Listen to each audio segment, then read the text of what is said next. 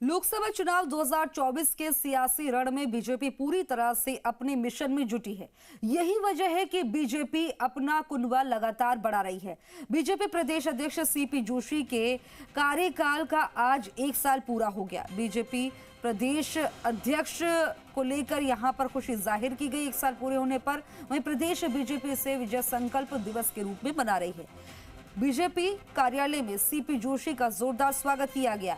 इससे पहले जयपुर एयरपोर्ट पर भी सीपी जोशी का जोरदार स्वागत किया गया। वहीं इस मौके पर बीजेपी एक बार फिर से अपना कुनबा बढ़ाने में कामयाब हुई है। बीजेपी प्रदेश कार्यालय पर भाजपा प्रदेश अध्यक्ष सीपी जोशी की अगुवाई में कई नेताओं ने बीजेपी का दामन थामा। वहीं कांग्रेस नेता गोपाल सिंह इडवा ने अपने समर्थकों के संग प्रदेश कार्यालय में भाजपा की सदस्यता ग्रहण की। इसके लिए कई नेताओं की बीजेपी में घर वापसी हुई है, जिसमें मुकेश गोयल, कोटपुतली, जितेंद्र मीणा, बस्सी, जालम सिंह और बता दें कि विकेश होलिया, वहीं सुखवंत सिंह, विजय मीणा समेत कई नेताओं ने बीजेपी में वापसी की है। माननीय प्रधानमंत्री जी का, माननीय राष्ट्रीय अध्यक्ष जी का और शीर्ष नेतृत्व का आभार प्रकट करता हूं कि मेरे जैसे एक सामान्य कार्यकर्ता को ये दायित्व दिया, और राजस्थान के सभी वरिष्ठ लोगों का धन्यवाद अर्पित करता हूं और राजस्थान की युवा तरुणाई और कार्यकर्ताओं का आभार प्रकट करता हूं। उनके दम पर इस 2023 के रण में विधानसभा चुनाव में कांग्रेस को हटाकर भारतीय जनता पार्टी का राजस्थान उन्नति की ओर, प्रगति की ओर बढ़ने लगा है। और जिस प्रकार से मात्र 90 दिनों के अंदर अपने संकल्प पत्र का 45% काम कर दिया, वो भजन लाल जी की सरकार को, पूरी टीम को बधाई देता हूं। राजस्थान उन्नति की ओर, प्रगति की ओर बढ़ने लगा है। और जिस प्रकार से मात्र 90 दिनों के अंदर अपने संकल्प पत्र का 45% काम कर दिया, वो भजन लाल जी की सरकार को, पूरी टीम को बधाई देता हूं। सीएम भजन लाल शर्मा की मैकेनिज्म लाई रंग, 4 निर्दलीय विधायकों ने दिया भाजपा को समर्थन। जीवाराम चौधरी, गणेश राज, चंद्रभान आकिया ने दिया भाजपा को समर्थन। ऋतु बनावत ने भी भाजपा को दिया समर्थन। निर्दलीय विधायकों ने बीजेपी कार्यालय में सौंपा समर्थन। चारों विधायक बीजेपी से बगावत करके निर्दलीय लड़े थे चुनाव, और अब लोकसभा चुनाव से पहले भाजपा को दिया है समर्थन। तो ये बड़ी खबर।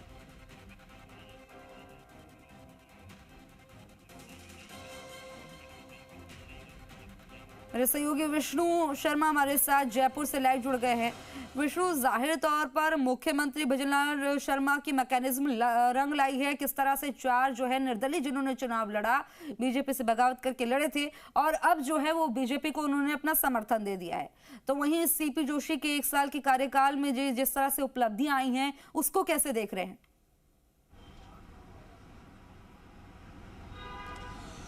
अब बिल्कुल दोनों अलग अलग मामले हैं, क्योंकि एक ये भी उपलब्धि मानी जा सकती है, चारों जो निर्दलीय विधायक है यूँ तो विचार से बीजेपी के साथ थे, बीजेपी के ही बागी थे, और चारों ने चुनाव लड़ा बीजेपी से बागी होकर, और उसके बाद जीते भी, और जीतने के बाद उन्होंने अपना समर्थन दे दिया था। लेकिन अब लोकसभा चुनाव है, लोकसभा चुनाव में एक एक वोट जो है वो देखा जा रहा है, कौन नाराज़ है कौन नहीं है, उसको मनाया जा रहा है।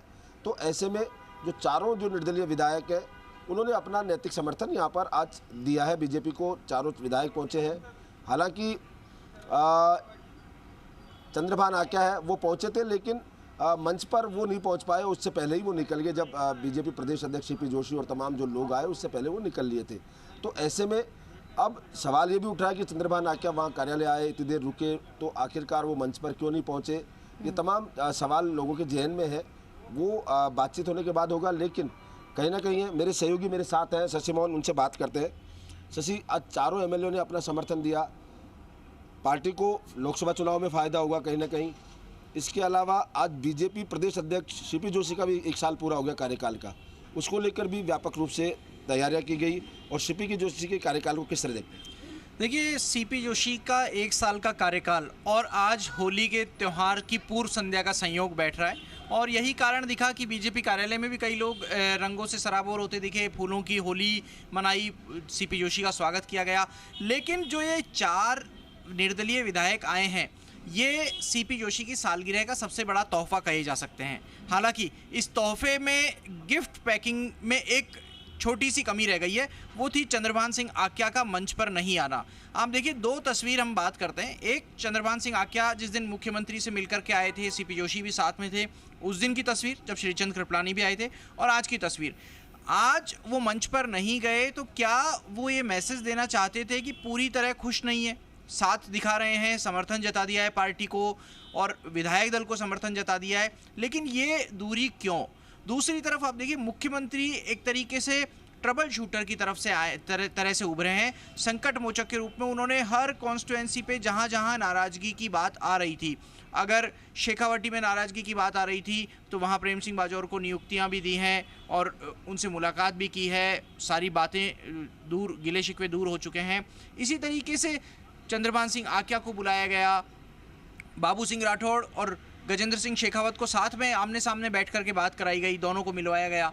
ये सारी चीज़ हो रही है, लेकिन ये चीज़ें बीजेपी को कितना माइलेज देंगी?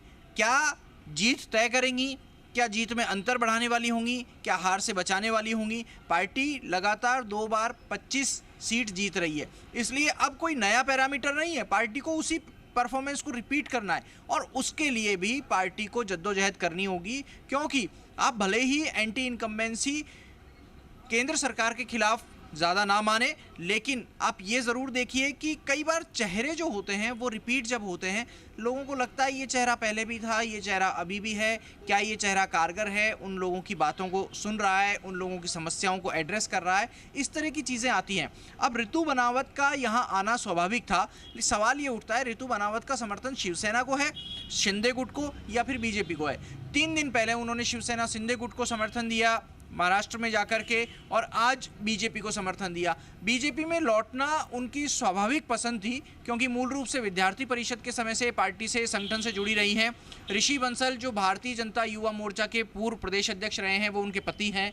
जैसे आज ऋषि बंसल ने भी बीजेपी ज्वाइन कर ली है। बिल्कुल, ऋषि बंसल ने बीजेपी ज्वाइन कर ली है, गोपाल सिंह ईडवा ने बीजेपी ज्वाइन की है, संपत सिंह धमोरा ने बीजेपी ज्वाइन की है, जो पीसीसी के उपाध्यक्ष रहे हैं और प्रवक्ता रहे हैं। आप देखिए भवानी निकेतन शिक्षा समिति के वो सचिव भी हैं, और भवानी निकेतन शिक्षा समिति में जो दिया कुमारी हैं, विद्याधर नगर की विधायक हैं, और उनके परिवार की तरफ से वो ज़मीन दी गई है भवानी निकेतन एजुकेशनल इंस्टीट्यूट्स के लिए, उनका आना महत्वपूर्ण है। साथ में गोपाल सिंह ईडवा का आना इसलिए महत्वपूर्ण है कि गोपाल सिंह ईडवा ने पिछला लोकसभा चुनाव सीपी जोशी के सामने लड़ा था, और सीपी जोशी अपने दुश्मनों को दोस्त बना रहे हैं, अपने कुनबे में शामिल कर रहे हैं, ये उनके लिए बहुत बड़ी उपलब्धि है। और कुछ हद तक जो चंद्रभान सिंह आक्या की नाराज़गी रही होगी, वो इन चीज़ों से दूर होगी जब गोपाल सिंह ईडवा मंच पर साथ में आएंगे। तो जो राजपूत समाज के टारगेट वोट रहे हैं चित्तौड़ में, वो भी सीपी जोशी के साथ आ सकेंगे। और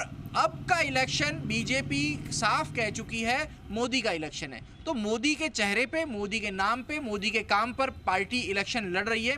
यहाँ प्रत्याशियों का चेहरा गौण करने की कोशिश की जा रही है, और यही कांग्रेस की बेचैनी है। कांग्रेस कहती है, विधानसभा चुनाव में कांग्रेस कहती रही कि आप राष्ट्रीय मुद्दों को ठीक है विष्णु और शशि, तमाम जानकारी देने के लिए बहुत बहुत